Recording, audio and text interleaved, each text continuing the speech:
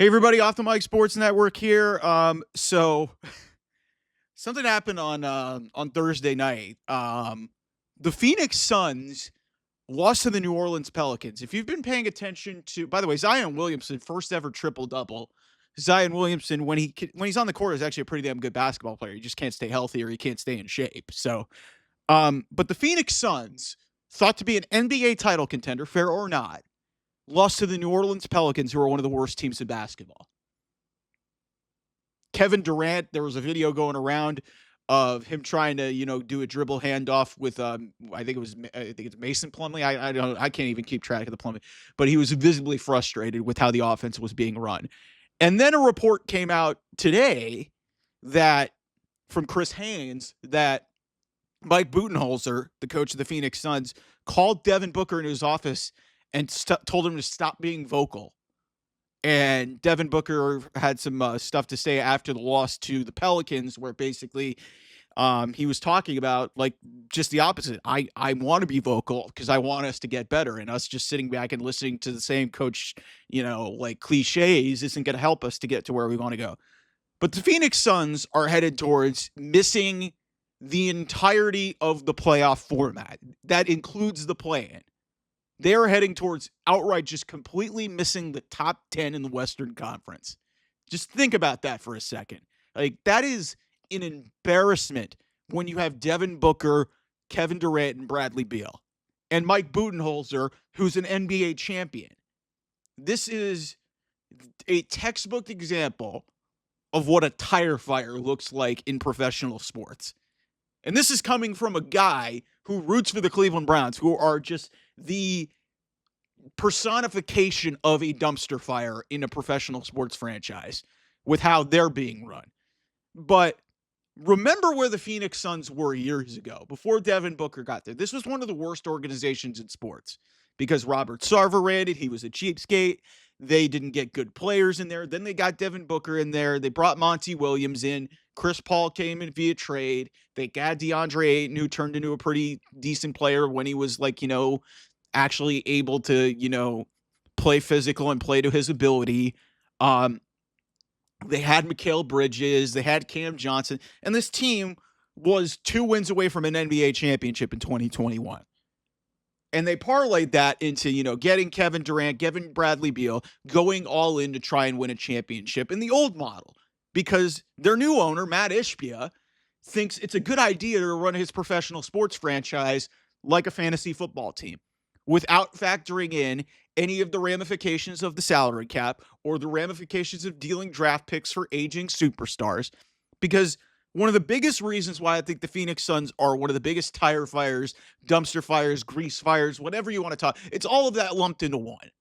One of the biggest reasons why the Phoenix Suns are in just an absolute no-win situation is, number one, Kevin Durant's going to be gone after this season, and they have to trade him. And that in itself, having to trade Kevin Durant after you brought him in to try and win a championship, is basically admitting you failed. But you also don't have any control of any of your draft picks. Because let's take a look at this. This draft, they have pick swaps. They get the least favorable first round pick between the Cavs and the Timberwolves because they traded away the rights to that pick. They traded away the rights to their picks in 2026. They don't have control of that. 2027, they don't have control of that. 2028, they don't have control of that. 2029, they don't have control of that. 2030, they don't have control of that. They don't even have a first round pick in 2031. So they don't have control of their own first round pick until 6 years down the road, even further than that. And Devin Booker isn't getting any younger. Kevin Durant is going to be traded out of there. Bradley Beal is clearly been a failure. You brought in Mike Budenholzer, a former coach of the year, to try to fix this shit. Their salary cap is all messed up. They have no means to, get their team better.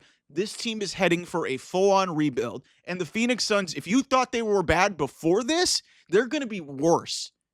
I didn't think it was going to be possible for this organization to be as bad as they were under Robert Sarver.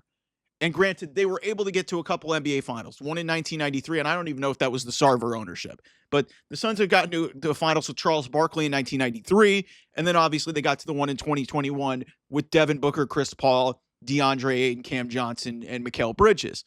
That team has been completely blown up because now you tried to build the big three, which we have seen in the modern NBA, at least since, the big threes that have been built.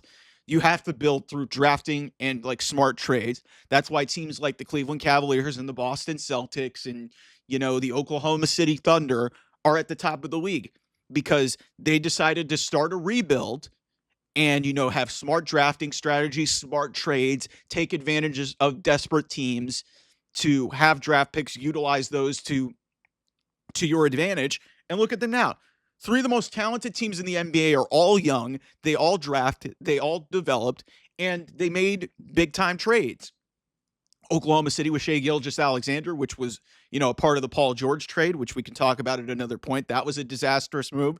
Paul George in itself, he's talking about giving up podcasting, even though he's getting paid $200 million over 4 seasons. So there's that. And then obviously, you got the the Cavs with the way that they've been able to build their team. They made the smart Donovan Mitchell trade. They drafted a bunch of key players. Jared Allen was a nice trade piece. Evan Mobley was a high draft pick. Darius Garland was high. And look at what they've done. They all parlayed that, and they made a smart trade this season. The Boston Celtics, the reigning NBA champions, as much as I don't like them, this has been a phenomenally well-run organization. Jaylen Brown and Jason Tatum were products of draft picks that were traded. And they become 2 of the best players in the world. They got Kristaps Porzingis in a trade. They've been Peyton Pritchard, who might be the 6th man of the year, was a 2nd-round draft pick. Like, they've been able to build their. Derek White was a great trade to get him from San Antonio. He was a good player at San Antonio. He's become like a crucial piece of this team in Boston. The point is, the Phoenix Suns got this whole thing wrong with how they built their team. They had a really good thing in 2021. And then they decided to just overcomplicate this because they had a new owner who wanted to come in and play fantasy basketball. And look at where they are now. You've alienated now your top superstar in Devin Booker. Kevin Durant wanted to come in and help you win a championship. Even he's not going to be able to fix that, and you're going to have to trade him out. Jimmy Butler wanted to go to you. You couldn't get it done because Bradley Beal doesn't want to get out of there, and I don't blame him because they completely alienated him. Look at where we're at right now. Who's going to be their best player in a few years? Grayson Allen? You kidding me? It's amazing how badly fumbled this has become since Matt Ishbia took over. And he is public enemy number 1 in Phoenix in terms of, and he's the case in point of an owner not knowing what the fuck they know, that they don't know how the fuck to run an organization.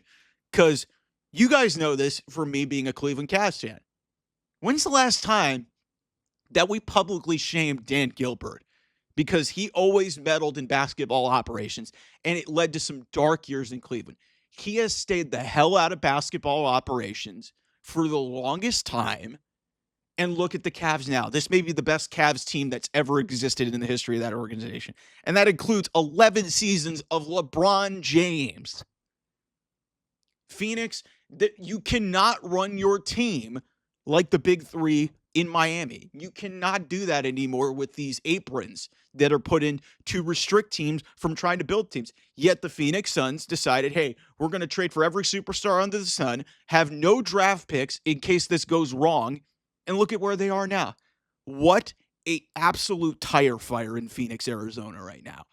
And I feel bad for their long-suffering fans. That is a good fan base. They have been loyal through a lot of bullshit. They had a bad owner before. They have a bad owner now. And I don't know when this team is ever going to be good again.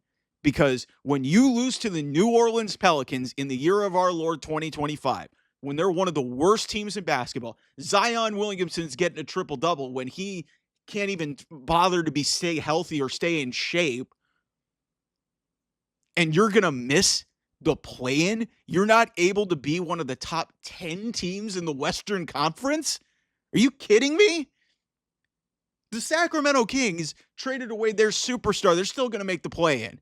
The Golden State Warriors have been floundering around in the middle. Steph Curry just went for 56. The Warriors are going to make it. The Lakers, who, in some ways have built their teams in a similar fashion, have figured it out. Obviously, they were given the gift that was Luka Doncic right in their lap.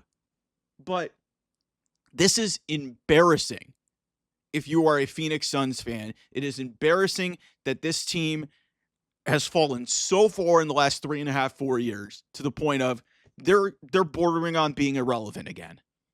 What a absolute dumpster fire. Thanks for watching. I'll see you guys soon. Bye-bye.